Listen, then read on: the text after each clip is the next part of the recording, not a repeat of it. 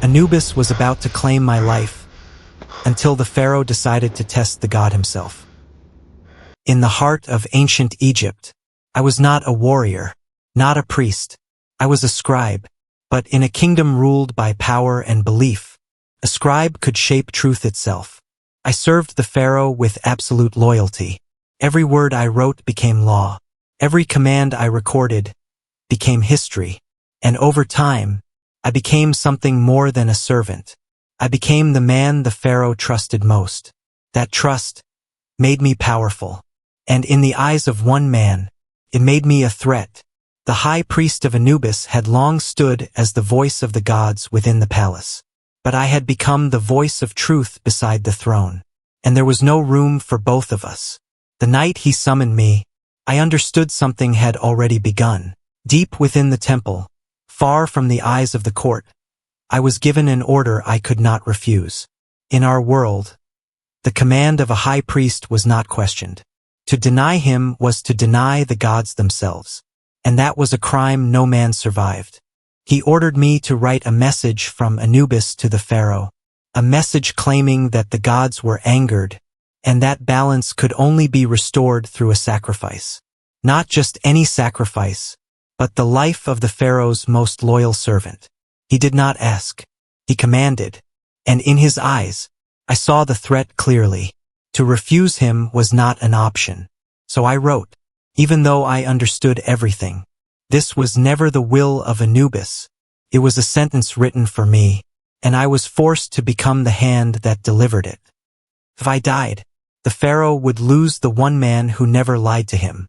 And in that silence, the priest would rise, closer to the throne, closer to power, untouchable. By morning, the trap was complete, and I was standing inside it. The court gathered, the scroll was presented, and the will of Anubis was declared before all. A message from Anubis to the pharaoh. The gods are angered, the sacred balance has been broken, and balance will not be restored until the pharaoh sacrifices his most loyal servant. The pharaoh's expression changed. For a brief moment he looked shocked, not afraid, but struck by the weight of what he had just heard. Then slowly, he raised his hand. The entire court fell silent, then spoke with controlled authority. If this is truly the will of Anubis, you must summon him, so I may be certain I do what is right. For the first time, I saw uncertainty in the priest, but he had gone too far to turn back. He said sadly, "I will do it for you, your majesty." He stepped forward and began his ritual. His voice rose through the hall. "O watcher of the silent gates, he who walks between worlds, bearer of the scales, hear my call and rise from the veil unseen. Stand before me, Lord of the sacred balance." And then, the impossible happened. Anubis was summoned, not as a shadow, but in overwhelming divine glory. The god spoke, his voice deep, echoing beyond the walls. The words struck like thunder. "I hunger for the blood of the pharaoh's most loyal servant." Then Anubis disappeared. The pharaoh said sadly, "I am sorry. I have no choice. It is clearly the will of the gods. I will sacrifice my most loyal servant." The guard stepped forward, and in an instant, I was in their grasp. The pharaoh's voice cut through the hall. "No, leave him." A breath of silence. "The high priest of Anubis is my most loyal servant." The priest's face drained of color. His voice trembled as disbelief took hold. "What? You mean the writer?" The pharaoh cut him off. "The writer is a man without power.